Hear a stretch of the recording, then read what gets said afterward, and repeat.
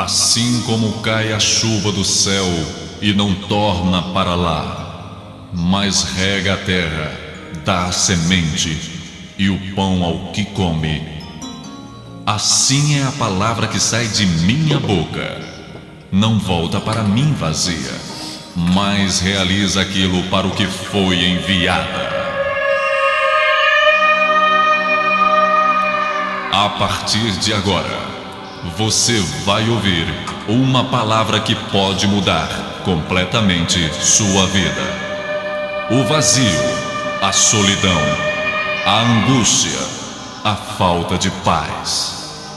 Tudo de ruim que sucede em sua vida nesta mensagem, Deus irá mudar e trazer até você paz, alegria, saúde e salvação eterna em Cristo Jesus. As páginas sagradas da Bíblia se abrem agora diante de você e através do missionário Deovan Lima. Muito bem, hoje uma palavra da boca de eu quero Deus. meditar com você sobre um assunto muito importante. Eu assim considero. Nós pregamos muito e falamos bastante sobre um tema que é fundamental, que é a crucificação, a morte de Jesus. E eu tenho pregado muito sobre isso. Esse é o cerne do Evangelho, sem dúvida alguma. A morte de Jesus. Mas sabe, já há alguns dias, algo tem estado na minha mente, tem estado no meu coração, de uma forma muito forte, sobre o nascimento de Jesus.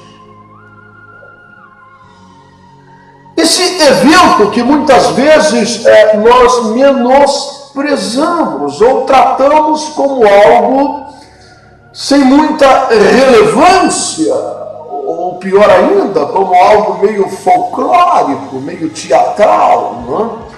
Aquela coisa meio envolvida ao Natal, envolta em bolinhas coloridas e um garoto numa manjedoura, e aquilo parece apenas um cenário bonito, e aqueles bois e aquelas vacas e algumas ovelhas e aqueles magos que trouxeram ouro, incenso e mirra para celebrar, foram trazidos por uma estrela vinda do Oriente. Tudo isso é meio folclórico, parece meio assim, coisa de Walt Disney, não é?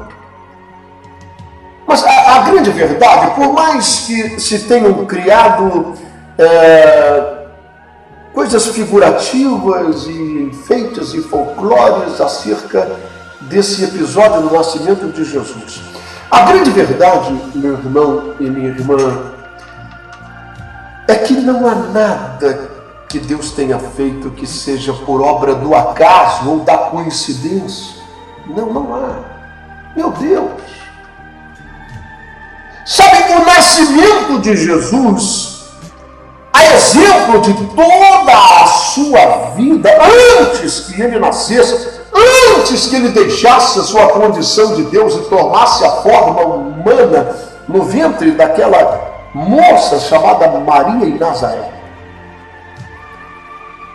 Deus vem falando sobre isso e todos os episódios do Velho Testamento, a Bíblia diz que nada mais são do que sombra do que haveria de se revelar, do que haveria de se mostrar. Os episódios do deserto do Sinai com Moisés e aquelas tribos dos hebreus na jornada à terra prometida, a rocha que simbolizava Cristo, a água que emanava da rocha, o pão que desceu do céu, e todas estas coisas, a serpente de bronze erguida numa haste, todas essas histórias, e o tabernáculo em si, erguido por Moisés, no meio daqueles pecadores, tudo isso apontava para Cristo, tudo isso apontava para a obra redentora. Os animais apresentados em sacrifícios imolados e o sangue derramado, e tudo aquilo, nós sabemos que tudo todas essas coisas, de alguma forma, se convergiam para a revelação de Deus acerca da redenção da raça humana por intermédio do sangue do Cordeiro de Deus, que tira o pecado do mundo. Portanto, se nós estamos diante de um Deus com tão grandes revelações acerca de seu Filho, o nascimento dele não pode ser encarado meramente como uma história em quadrinhos ou algo meio infantil para ser ilustrado através de desenhos animados e contos de história para a criança dormir. Tem que haver revelações de Deus através desse episódio que dizem respeito à minha vida e que de alguma forma Deus queira abrir a minha mente para coisas que venham ser profundas, que venham me ajudar a compreender e a discernir e a entender os mistérios de Deus. Eu preciso entender isso. Eu não quero contos para me ajudar a dormir, eu não quero saber de presépios armados com um bonequinho de plástico numa manjedoura e bois ao redor e pastores e toda essa ilustração, sem compreender o real significado de todas essas coisas, o que Deus quer me falar, o que Deus quer me dizer. Eu não posso correr o risco de banalizar as revelações profundas de Deus que desejam abençoar a minha vida, que desejam abrir os meus olhos e a minha compreensão de coisas que me levarão a subir degraus e me aproximar cada vez mais de Deus. Sabe, eu me lembro de Jacó, quando ele se deitou sobre aquela rocha. Você lembra disso, não? Ele estava viajando, e uma viagem difícil no meio do deserto, onde à noite é um frio terrível e durante o dia um calor exaustivo. E chegou um momento em que Jacó, cansado da jornada, deitou-se para dormir. Estranhamente, ele colocou a sua cabeça sobre uma pedra. Ninguém faz isso. Sabe, não é possível que você imagine que Jacó não tivesse sobre o seu camelo, o seu transporte, a sua bagagem, a sua mochila, alguma coisa macia, um cobertor, uma pele de ovelha, qualquer coisa para que ele colocasse debaixo da cabeça para descansar e dormir. Mas eu acredito que ele foi impulsionado pelo Espírito de Deus que estava presente em toda essa história de Jacó, em toda essa jornada, de maneira que ele puxou uma pedra e encostou-se sobre essa pedra para descansar e para dormir em sua jornada. E quando ele dormia, os céus se abriram e ele teve um sonho, uma revelação. Recostado sobre essa pedra, uma escada desceu do céu e vinha até ele, e nessa escada anjos desciam e anjos subiam. Sabe, e ele acordou e disse: eu não sabia, Deus está neste lugar. E ele derramou azeite sobre essa rocha. Sabe, essa rocha é Cristo, é o lugar em que nós descansamos. Não é um lugar que seja agradável à nossa carne e à nossa pele. A rocha, ela fere a nossa carne, mas é só nela que nós podemos realmente descansar a nossa alma. E é só nessa rocha que nós podemos ter revelações do eterno. Uma escada que desce do céu, querendo trazer as coisas de Deus para nós, e querendo fazer e sugestionando. Essa escada sugestiona descer e subir. Que Deus venha a nós, que venha a nós o teu reino, que nós possamos subir, que nós possamos entender que nós possamos ter revelações, que a nossa mente se abra, que nós possamos um dia chegar a ter a mente de Cristo.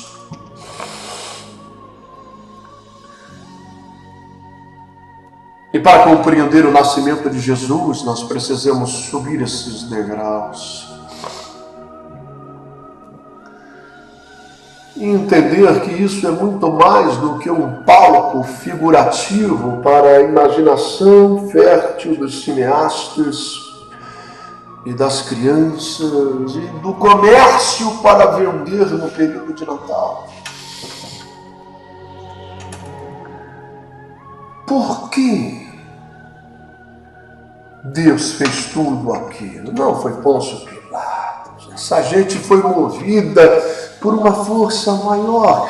Você lembra quando Jesus foi preso e Pôncio Pilatos disse a ele: você não está calado, você não me responde, você não fala nada sobre as acusações de que te trouxeram aqui, você não quer se defender? Será que você não sabe que eu tenho o poder de te matar e o poder de te deixar vivo? Jesus olhou para aquele pobre coitado e disse: nenhum poder você teria sobre mim se o meu Pai não tivesse te dado. Em outras palavras, foi o meu Pai que proporcionou toda essa situação, que fez, que permitiu, que moveu todas as peças desse xadrez. É Ele que está sob o controle. Eu estou aqui porque o meu Pai me trouxe. Ele está sob o comando de tudo. Quando Pôncio Pilatos teve toda aquela história do censo em Israel, para que cada habitante fosse a sua terra de nascimento para ser registrado, Maria estava já avançada na gravidez. José teve que ir com ela para Nazaré. Belém? Tiveram que ir para Belém. E por que ele nasceu lá? Porque Deus moveu todas as coisas para que ele nascesse lá.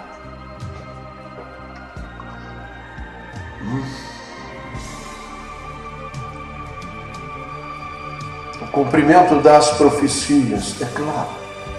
Mas, veja, existem aspectos do nascimento de Jesus que eu gostaria de pensar, de meditar com você, para que pudéssemos subir esses degraus.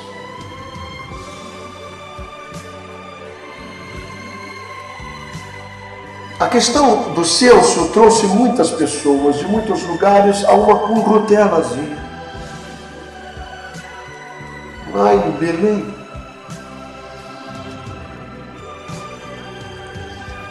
de maneira que quando José e Maria, depois de uma longa jornada, chegaram lá em Belém, não havia vaga nos hotéis, não havia vaga nas estalagens, não havia lugar para ele nascer. E você pode pensar se você quiser, mas isso é obra da coincidência, foi questão do censo, o Pôncio Pilatos decidiu isso, Herodes estava por cima dessa situação também. Tudo estava sob o controle de Deus. Deus fez isso acontecer. O que Ele quer mostrar? De maneira que o único lugar que José, no seu desespero, batendo numa porta, batendo noutra, pedindo ajuda a alguém, dizendo: minha mulher está para ter filho, e ela está com as contrações, eu preciso de um lugar para que meu filho possa nascer. E o único lugar que ele conseguiu, alguém disse: olha, não me leve a mal, mas o único lugar que eu tenho é esse estábulo aqui, esse lugar onde tem ali alguns jumentos e um boi. Tem algumas fezes espalhadas por ali, porque os bichos ficam ali. Você não me leva mal, mas pelo menos vai estar abrigado da chuva, do vento, do relento. E a sua mulher pode ter filho ali. Eu lamento muito, mas a cidade está superlotada, não há vaga, ninguém abre as portas, ninguém vai dar lugar para que a sua mulher entre para parir esta criança. Eu tenho esse estábulo aqui, fede um pouco, entra com o nariz fechado, você dá um jeito lá, eu tenho, serve isso? E José disse, serve. Maria desceu do jumentinho, ele a levou no colo até aquele lugar mal cheiroso, cheio de palhas. E ali ele pegou uma coisa feita de madeira, aonde as vacas comem, e ali ele forrou de palha para que a criança fosse colocada após o seu nascimento. Esse é o ambiente que Deus Todo-Poderoso, Criador dos céus e da terra, dono de todo ouro, toda prata, todo diamante, Ele é o dono do universo. Meu Deus do céu, esse foi o lugar que Deus escolheu. E Ele moveu as circunstâncias e as situações ao redor para que seu filho nascesse numa estribaria, no meio das fezes, do mau cheiro, da palha, do feno,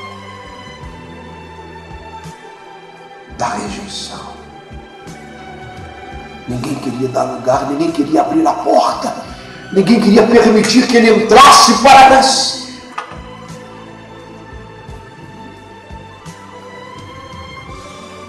Sabe, ali nesse lugar, Maria começa a ter as suas dores de parto e finalmente, com a ajuda de José, aquela criança nasce e começa a chorar e envolve em um pano e coloca naquela manjedoura.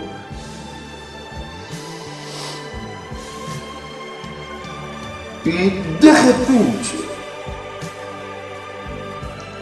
uma luz estranha e muito forte ilumina lá do céu aquele lugar. E depois eles ficam sabendo que essa luz era uma estrela que estava vindo desde o Oriente. Observe que antes de todos esses fatos do censo acontecerem e toda aquela balbúrdia de gente, aquela confusão e aquela multidão procurando algum lugar para dormir em Belém, Deus já colocou uma estrela no céu e essa estrela conduziu, essa estrela trouxe magos do Oriente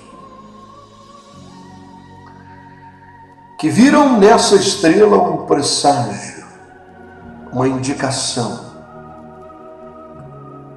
de que um rei iria nascer.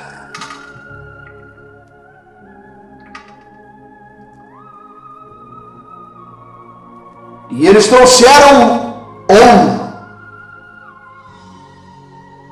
símbolo da riqueza, incenso, símbolo da adoração, e mirra, o aroma suave e o remédio para as feridas, a unção.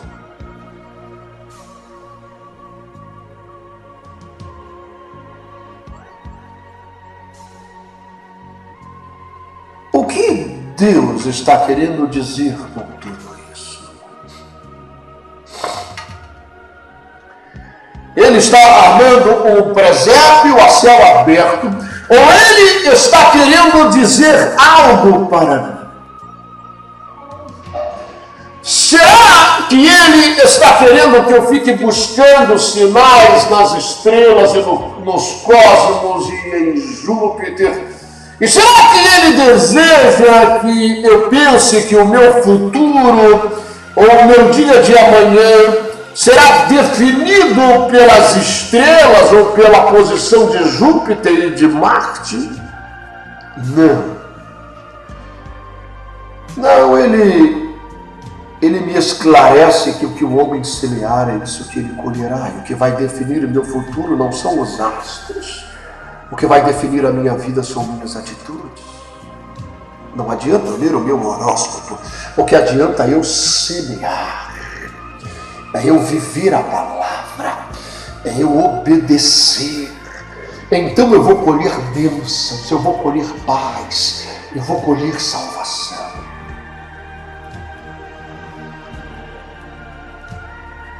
Mas segundo a crença daqueles magos do Oriente, Deus fez uma estrela brotar no universo como sinal para atrair esses homens, para trazer adoração e reverência ao Rei do Universo que estava nascendo no meio das fezes do feno da palha. E eles vieram para reverenciá-lo e adorá-lo e se curvar a ele.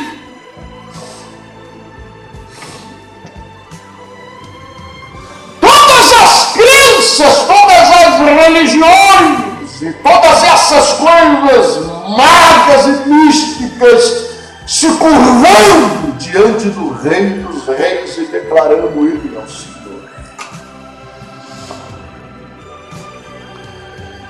Quer você queira ou não, você pode zombar, escarnecer, pode encher a sua cara de cachaça até morrer de cirrose, faz o que você quiser.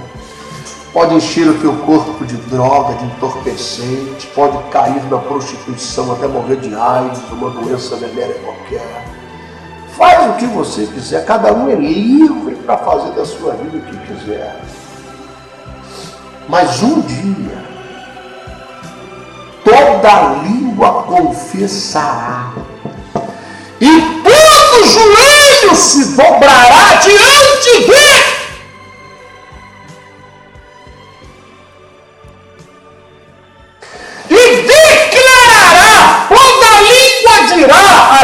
De Lúcifer dirá, a língua da pombagira, do Exu Caveira, do Zé Pelintra, do Preto Velho, do macumbeiro, do feiticeiro, do idólatra, do avarento, do mentiroso, do homossexual, do efeminado. A língua de todos vão confessar Jesus Cristo ao Senhor. A língua dos budistas, daqueles que creem em Maomé, a língua dos feiticeiros, todos vão dizer: Ele é o Senhor, Jesus Cristo é o Senhor, e todo joelho vai se dobrar diante dele. Alguns farão isso tarde demais e serão lançados fora para um lugar chamado Lago de Fogo e Enxofre, um lugar de condenação eterna, onde padecerão pelos séculos dos séculos, por não terem reconhecido isto, enquanto era tempo de arrependimento, enquanto viviam no princípio da graça, da misericórdia de Deus. Sabe, Deus quer nos trazer a Jesus para reconhecermos nele o Rei, o Senhor dos Senhores. E Ele quer fazer isso em tempo de que sejamos perdoados, redimidos e salvos. Se você endurecer o teu coração para isso e começar a dizer: não, que ideia é esse que vai nascer no meio do cocô, das fezes, do mau cheiro, da palha, do feudo? Não, que isso? Eu quero um rei, meu Deus, eu quero um rei do palácio, eu quero um rei do mármore, eu quero um rei também do ouro, do diamante. Que história é essa? Eu não quero Então você é livre, mas você um dia se curvará. E você um dia confessará, tarde demais, para você que Jesus Cristo é o Senhor e o Rei dos Reis. Missionário, mas e por que não nasceu num palácio, ou pelo menos numa casa de classe média? Alguma coisa assim, mas no meio das fezes, dos animais, o mau cheiro, aquelas palhas, por quê?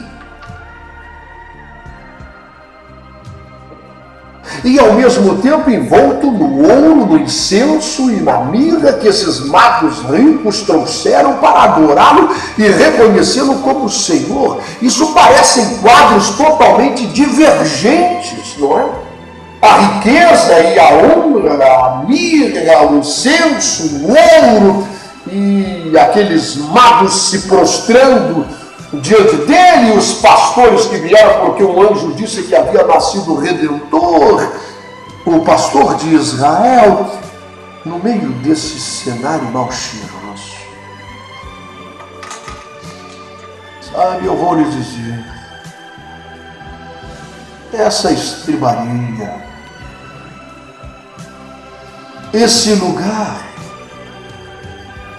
somos nós. Isso. Ele está à porta batendo, procurando lugar para nascer. Você sabia disso? Deus quer gerar seu filho em nós. Deus, Ele quer, Ele deseja que seu filho Jesus, Ele venha nascer em nós. É isso que significa nascer de novo. É isso que significa ser uma nova criatura, meu irmão. Não é pegar alguém carcomido pelo pecado, pela maldade, pela iniquidade, pelos vícios, e colocar um terno, uma gravata e um linguajar evangélico. Gosta! Não é nada disso. São coisas velhas que ficam para trás e eis que tudo se faz novo. Por quê? Porque Jesus estará nascendo dentro de você e será a sua personalidade. E você vai diminuindo cada vez mais. E importa que ele cresça cada vez mais dentro de você. Até que um dia você alcance a estatura do varão perfeito. Até que um dia você alcance a mente de Cristo. Então, Deus quer gerar seu filho em nós. Deus quer que ele venha nascer aqui dentro de nós.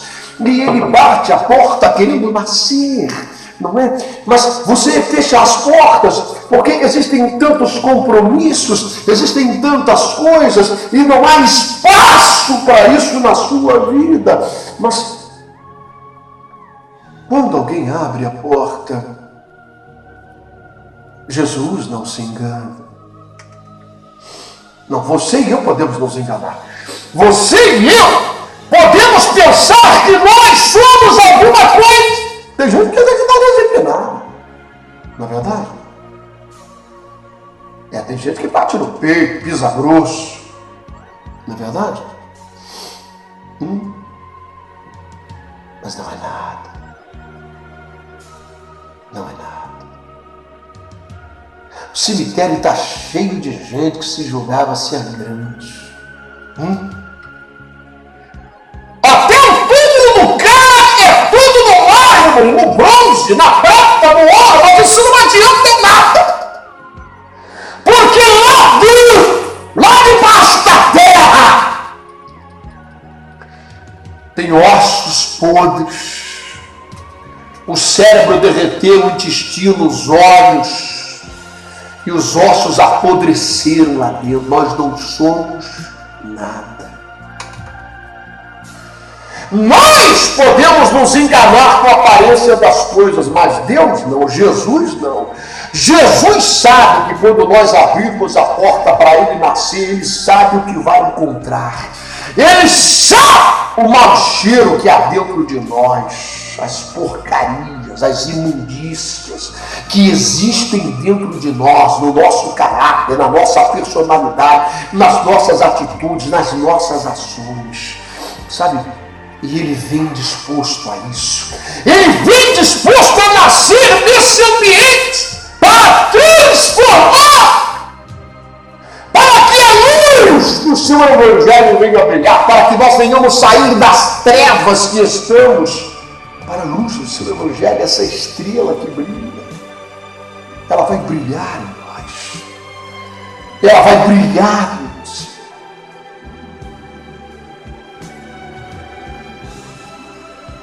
E aí, você vai ver na sua vida o ouro, o incenso e a mirra. Não por você, mas por aquele que está em você. Que você abriu as portas para que ele nascesse, para que ele fosse gerado. E através da presença dele em sua vida, tudo muda, toda a miséria vai embora, toda a maldição sai, toda a enfermidade desaparece, toda a obra do diabo some, ela vai embora, porque Jesus está ali. E com Deus a honra, e com Deus a riqueza. É isso que a Bíblia diz. Com Deus a honra e com Deus a riqueza. A riqueza, não defina isso apenas a nível material. Em todos os aspectos. Todos.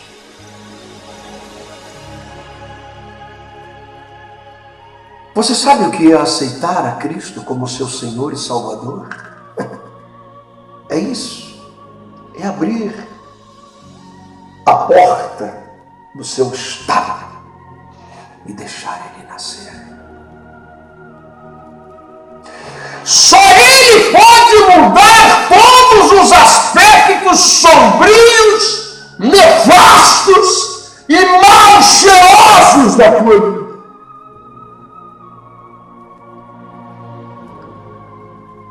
Quando você abre a porta e diz, pode nascer aqui. Eu não presto, eu sou um pecador. Só tem coisa ruim na minha vida. Lembra aquilo que Pedro disse para Jesus? Ele disse, mestre, não perca seu tempo comigo, o senhor não me conhece direito, eu sou um homem pecador. O senhor não sabe as minhas imundícias, as minhas imoralidades, o senhor não me conhece direito, o senhor está perdendo seu tempo comigo. O que Jesus disse a ele? Disse, não temas, eu conheço, eu sei quem você é, eu sei o que está aí dentro, mas eu farei de ti um pescador de homens. Porque quando eu entrar na sua vida, eu vou purificar, eu vou santificar, eu vou mudar, eu vou transformar. Por isso, entregue a sua vida a Jesus. Confia nele. Todo o restante, todo o restante, ele fará. Creia, confie, abra agora a porta do teu coração e deixe ele nascer, deixe que ele seja gerado.